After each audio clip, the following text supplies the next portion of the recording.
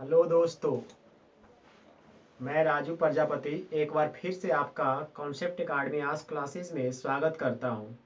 आज मैं लेके आया हूं 10वां का, खास करके मैट्रिक का ज्योग्राफी का संसाधन का पार्ट आपका है जल संसाधन। हम समझेंगे कि जल संसाधन किसे कहते हैं और हमारे जीवन में इसका क्या महत्व है। जैसा कि आप जानते हैं कि पूरी जो अर्थ है, हमारी पूरी पृथ्वी है, इस पे लगभग 71% क्या है, जल है। क्या है? जल है। जल के बिना जीवन क्या है, हमारा अधूरा है। बिना जल के हम जीवन की संकल्पना भी नहीं कर सकते। अगर सोचो ना, और ग्रह पे अगर जल होता तो शायद वहाँ जीवन होते, लोग रहते, जीव निवास करते, लेकिन ऐसा नहीं है। ब्रह्मांड का एकमात्र ही एक ऐसा ग्रह है पृथ्वी जिस पर क्या है, जीवन है, क्योंकि इस पे क्या है, जल है। तो जल ही जीवन है, वाटर इज लाइफ। ये पूरी तरह से है। तो जहाँ एक और देखते हैं क्या चीज, कि जल जो है हमारी एक आवश्यकता को पूरा करते हुए एक इतिहास बनाती है। आज सोचिए ना, ये मानव इतिहास यहाँ तक पहुंचा किसके सहारे, जल के सहारे। कहीं ना कहीं तो जल नहीं रहता तो क्या आज हम इतना ट्रेवल कर पाते? क्या आज हमारे जो भी पूर्वज थे वो सब के बाद हम हो पाते? नहीं हो पाते, संभव ही नहीं था। नहीं था। तो ये और तो ये क्या एक हिस्ट्री रच रहा है, एक इतिहास रच रहा है, तो दूसरी ओर तांडव भी दिखाता है। क्या करता है? तांडव दिखाता है। तांडव कहे तो चक्रवात आता है, सुनामी आती है, जैसे अभी अम्फान आया था बंगाल की खाड़ी में हाल फिलहाल कुछ पहले। उसके बाद अभी अरब सागर में एक तूफान उठा था, निसर्ग चक्रवात, आपका साइक्लोन ये भी था। तो ये इसकी गति थोड़ी बहुत कम गई है, ज़्यादा क्षति नहीं पहुंचा पाया, महाराष्ट्र में क्षति पहुंच। तो ये और हम देखते हैं क्या चाहिए कि इतिहास रचती, तो दूसरी ओर तांडव भी खेलता है। ये पूरी तरह से इतिहास को, मतलब कि जो भी ये बनाया है उसको बर्बाद करने की क्षमता भी रखता है पूरी तरह से। तो जल बहुत इंपॉर्टेंट है। ये जल जो है वाटर रिसाइकल जिसको कहते हैं, जल चक्र के माध्यम से हमेशा हमारे तरफ आते रहता है। अब सोचिए ना, बरसात होती है, पानी पड़ा, आसपास में जो भी पानी जम गया, उसके बाद फिर धूप होती है, बाष्पीकृत होता है, फिर ये पानी का वाष्प के रूप में उठ के बादल बन जाते हैं, ऊपर चल जाते हैं, और फिर संघनन, कंडेंसेशन होता है, संघनन होता है, तो फिर हमारे अर्थ में आ जाती है। फिर कुछ कुछ पानी जो होता है वो अरिस रिस का जमीन के अंदर चल जाता है, वो वाटर लेवल बन जाता है, भूमिगत जल बन जाता है। फिर उसको हम हैंड पंप से या बोरवेल से निकालते हैं, फिर उसका हम यूज करते हैं। तो इस तरह से ये है। तो बिना जल के संभव ही नहीं है कि हम लोग अपना जीवन की संकल्पना कर सकते हैं। मतलब जल क्या है, काफी यूजफुल है। देखिए दोस्तों, बिहार बोर्ड है जो सबसे प्यारा प्यारा क्वेश्चन पूछी थी, तो पूछेगी भी, ठीक है ना, और पूछती रहेगी। सबसे पहला यही कि जल संसाधन के क्या उपयोग है। तो ये हमसे बेहतर आप जानते हो कि जल संसाधन क्या क्या उपयोग है। हम लिख सकते हैं कि जल संसाधन के निम्न उपयोग हैं। क्या क्या लिखेंगे? नहाने में, खाने में, पीने में, ठीक है, लगभग चीजें में। तो आप इस तरह से आप पॉइंट बना के लिखिएगा, ठीक है, बिहार बोर्ड आपको अच्छे मार्क्स देगी। तो इसका उपयोग हो गया। तो ये तो आपका हो गया ये परिचय। आप जानते हैं क्या चीज, जो पृथ्वी है इस पे कितना है, 70% जल है। क्या है दोस्तों? 70% जल है, जिसके कारण इसे किस ग्रह के नाम से जानते हैं? नीला ग्रह। किस ग्रह के नाम से जानते हैं दोस्तों? नीला ग्रह कहते हैं। ब्लू प्लैनेट यही है, नीला ग्रह। क्योंकि जब आप आकाश में जाएंगे तो आपको ये ग्रह क्या दिखेगा? नीला दिखेगा। बिल्कुल कैसा दिखेगा दोस्तों? नीला दिखेगा। उसके बाद सबसे ज्यादा जो जल है वो कहाँ है?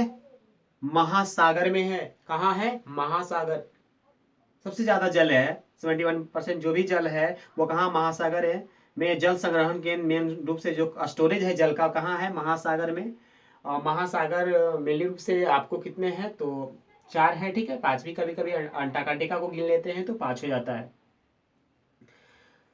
तो इसीलिए महासागर को जलधि की संज्ञा दी गई है और पृथ्वी को नीला ग्रह की संज्ञा दी गई है। तो यहाँ से भी ऑब्जेक्टिव क्वेश्चन आपको बनेंगे, ठीक है ना, कि नीला ग्रह किसे कहते हैं इनमें से? तो पृथ्वी, या इस पे अत्यधिक जल के प्रति कारण पृथ्वी को किस ग्रह के नाम जानते हैं? तो नीला ग्रह। या महासागर को और किसकी संज्ञा दी गई है? तो जलधि, ठीक है ना, इसमें काफी जल पाया जाता है। तो ये तो आपका हो गया परिचय जल संसाधन का, ठीक है ना।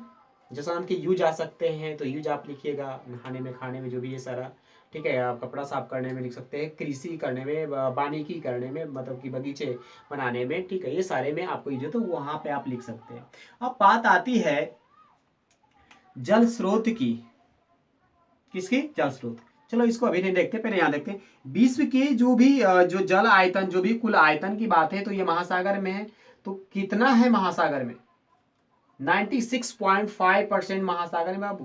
पांचों जो भी महासागर है वहां पे 96.5% कितना है? जल है। कितना है? 96.5%। ठीक है, यहाँ पे आपको कंफ्यूज नहीं होना, 96.5 है। ठीक है, कभी कभी आपको ऑप्शन में कंफ्यूजन करेगा कि 95.6 दे देगा, तो नहीं, 96.5। 96.6 हो सकता है, कहीं 96.7 हो सकता है, लेकिन 96 से प्लस रहना चाहिए। तो ऑप्शन में आप देख के मारोगे। और उसका वो जो 96% जो महासागरों में, उसका मात्र 2.5% ही क्या है? मीठा जल है, शुद्ध जल है, जिसको हम पी सकते हैं, यूज कर सकते हैं। समझ गए? जिसको हम पी सकते हैं।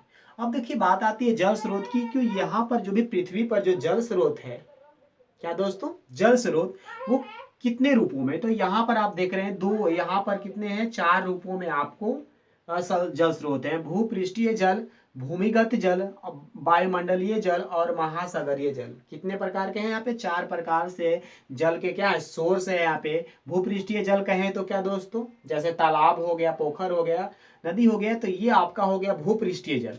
उसके बाद हो गया भूमिगत जल। भूमिगत में अंडर वाटर लेवल, ठीक है ना, अंदर में जो है वो हो गया आपका भूमिगत जल, जिसे हम हैंडपंप के सहायता से क्या करते हैं? निकालते हैं, या बोरवेल की सहायता से निकालते हैं। तीसरा हो वायुमंडलीय जल। वायुमंडलीय जल मतलब बादल में जो पाया जाता है, ठीक, खास करके वर्षा की बात किया जाता है। यहाँ पे वर्षा जल जो है ना, उसकी बात किया जा रहा है कि ये जो जल है यहाँ, ये भी स्रोत है मेनली रूप से आपका। उसके बाद महासागर में जो जल का स्रोत है, मेनली रूप से हम ये दोनों का आपको यूज करते हैं, तो यही दोनों आपको पढ़ना भी है। तो आगे हम इसी को देखते हैं, ये दोनों को, भूपृष्ठीय और भूमिगत जल किसे कहते हैं, अच्छी डिटेल से समझते हैं। ठीक है, चलिए दोस्तों, तो आपको बता रहे थे जल स्रोत, भूपृष्ठीय और भूमिगत जल।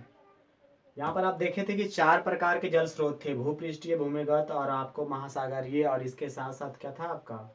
वायुमंडलीय। ठीक है, तो वायुमंडलीय तो वर्षा के रूप में था, तो मेनली रूप से यही दोनों है। ठीक है, तो अगर अगर आपको डिफरेंस पूछ दिया, अंतर पूछ दिया कि भूपृष्ठीय जल और भूमिगत जल में अंतर बताएं, ठीक है, तो आप अंतर अंतर को आपको क्या करेंगे? बांट के लिखेंगे ही। जैसे आपको हम बताए थे, ये आपके फर्स्ट चैप्टर में हम बताए होंगे कि जैव संसाधन और अजैव संसाधन में अंतर स्पष्ट करें, तो उस तरह से आप बांट के लिखेंगे। ठीक है, यहाँ पर हम दोनों को परिभाषित करते हैं।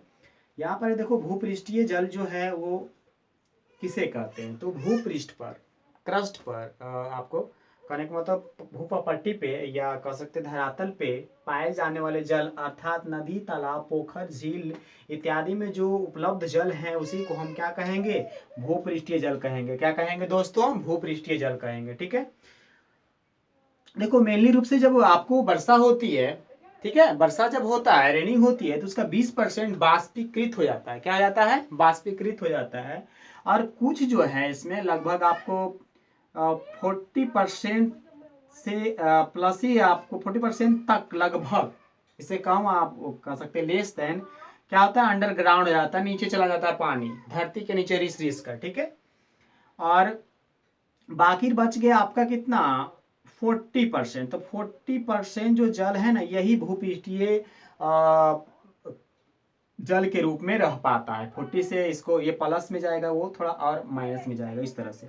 ठीक है, तो इतना परसेंट ही आपको भूपृष्ठ के रूप में दिखता है, और जितना धूप बढ़ेगा उतना ये आपका बाष्पीकृत हो जाता है। और आपको जिस इलाकों में ज़्यादा पेड़ पौधे हैं, ठीक है, जिस इलाकों में ज़्यादा पेड़ पौधे हैं या पथरीला इलाका है, बालू मिट्टी है, तो वहाँ पर क्या होता है? ज़्यादा पानी ऋषि के अंदर जाते हैं, खास करके। ऐसे भी दोस्तों आप देखेंगे कि नदी किनारे खास करके वाटर लेवल काफ़ी होता है, क्योंकि जो बलुई मिट्टी होती है वो पानी को काफ़ी सोखता है। ठीक है, तो उस तरह से मिट्टी में पानी के आसानी से अंदर चल जाता है। और खास करके जहाँ जंगल वगैरह जाते हैं, तो वहाँ भी क्या है? भूमिगत लेवल, भूमिगत जल का लेवल क्या होता है? बना होता है, क्योंकि उसको जड़ क्या होता है? जड़ काफी अंदर तक होता है, और उसी से वो रिस, उसका एक साधन बन जाता है जाने का, रिस रिस के, उसके सहारे वो रिस रिस के अंदर तक पहुंच जाता है। तो भूमिगत जल किसको कहेंगे दोस्तों? तो वर्षा जल का, ठीक है, वर्षा जल का जो भी है वो धरातलीय छिद्रों से, इसमें बहुत सारे छिद्र होते हैं, किस पेड़ की वजह से होता है, कभी मिट्टी या रॉक्स के वगैरह का छिद्रों से रिस रिस कर, कैसे रिस रिस का धीरे धीरे कठोर शैलीय आवरण में। अब नीचे क्या होता है, बहुत सारे चट्टान है, ठीक है, बीच में क्या होता है, पानी जमा हो जाता है कहीं बीच में जाके, ठीक है, जमा हो जाता है। उसी जमा जल राशि को, ठीक है, हम क्या कहते हैं, भूमिगत जल कहते हैं। क्या कहते हैं दोस्तों, भूमिगत जल कहते हैं, ठीक है।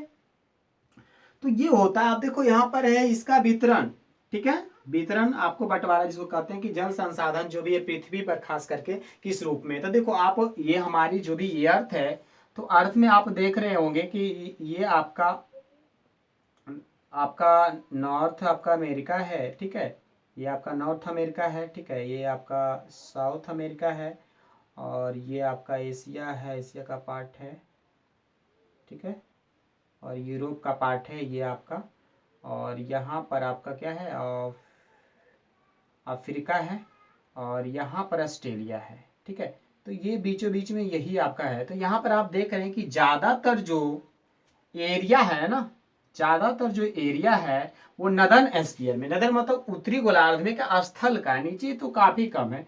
तो इसीलिए जो सदर्न गोलार्ध है और दक्षिणी गोलार्ध की बात करते हैं, तो इसको हम कहते हैं, इसी को कहा जाता है जल गोलार्ध। क्यों, क्योंकि इसमें आपको ज़्यादातर यहाँ पे क्या है, पानी है, क्या है, ज्यादातर पानी है, ठीक है, बहुत अधिक पानी है यहाँ पे। यहाँ पर देख रहे हो काफी, ये आप देखोगे जब ग्लोबल देखोगे आप, तो यहाँ पर पूरा ब्लू ब्लू दिखेगा ज्यादातर की आपको दक्षिणी गोलार्ध में। तो इसलिए इस गोलार्ध को हम क्या कहते हैं, जल गोलार्ध कहते हैं, दक्षिणी को, ठीक है। आपको सदर्न हेमिस्फीयर जो होता है इसको हम जल गोलार्ध के नाम से जानते हैं। तो यहाँ से ऑब्जेक्टिव आ सकता है दोस्तों, तो ध्यान से आप रहिएगा। उसके बाद देख रहे हैं कि ये नदर्न हेमिस्फीयर में ज्यादातर स्थल भाग है, इसलिए इसको स्थल गोलार्ध कहते हैं, ठीक है। और देखो आपको पता होना चाहिए कि टोटल जो जल का परसेंट पूरे पृथ्वी का, तो 71% क्या है हमारा, वाटर है, और 29% ही क्या है आपका स्थल है, ठीक है, क्या है आपका स्थल है, ठीक है। ये आपका 29% ही आपका क्या है, स्थल है। इसी पे पूरा विश्व में क्या है, फैला हुआ है, जो भी है, अमेरिका हो गया, एशिया हो गया, यूरोप हो गया, सारा सब क्या है, फैला हुआ है पूरी तरह से। अब देखिए बात आती है कि यहाँ पर जो भी खास करके मृदु जल है, जो कह सके स्वच्छ जल है, पीने लायक है, स्वच्छ जो भी है, उसका 75% दोस्तों, 75% क्या है, बर्फ के रूप में है, ग्लेशियरों पे है। जैसे अंटार्कटिका आपका जो सदन में अंटार्कटिका है, तो अंटार्कटिका बिल्कुल बिल्कुल वहाँ बर्फों का महा अथी द्वीप है, बर्फ का पूरा तरह से, ठीक है, पूरी तरह से बर्फों का महाद्वीप है। तो आपको अंटार्कटिका, और इसके बाद देखो यहाँ पर एक क्या है, सबसे बड़ा आपका जिसको कह सकते हैं द्वीप है, सबसे बड़ा ग्रीनलैंड। तो ग्रीनलैंड आपका अंटार्कटिका हो गया, अंटार्कटिका, और इसके साथ साथ ग्रीनलैंड, ठीक है, ग्रीनलैंड, और इसके साथ साथ जो भी, इसके साथ साथ आपको जो भी खास करके पर्वतीय क्षेत्र है, ठीक है, पर्वतीय क्षेत्र हैं, जैसे हिमालय की बात करते हैं तो वहाँ भी बहुत सारे क्या है, बर्फ जमे हुए हैं, और हिमनद बहुत सारा है, हिमनद मतलब जहाँ बहुत सारा क्या है, बर्फ जमा हुआ। तो इसमें आपका ये पूरा मिलाकर 75% यहाँ ही क्या है, स्वच्छ जल पाया जाता है, 75%। तो आपको पूछ सकता है कि विश्व का कुल जो स्वच्छ जल है, मृदु जल है, उसका कितना परसेंट हिमनद या अंटार्कटिका या पर्वतीय क्षेत्रों में क्या है, पाया जाता है। तो कितना होगा, 75%। और 25% ही क्या है, भूमिगत जल के रूप में है। मतलब कहने का मतलब 25% ही पीने लायक भूमिगत जल का भी है, ठीक है ना, यानी कि पूरा का पूरा भूमिगत जल आप पी ही सकते हैं, ठीक है, नहीं, भूमिगत जल में 25% ही आप क्या कर सकते हैं, ये पीने लायक है, ठीक है, 25% ही यहाँ है, बाकी तो पूरा बर्फ के रूप में है, ठीक है, ये था। इसके बाद हम आगे बढ़ते हैं, ठीक है।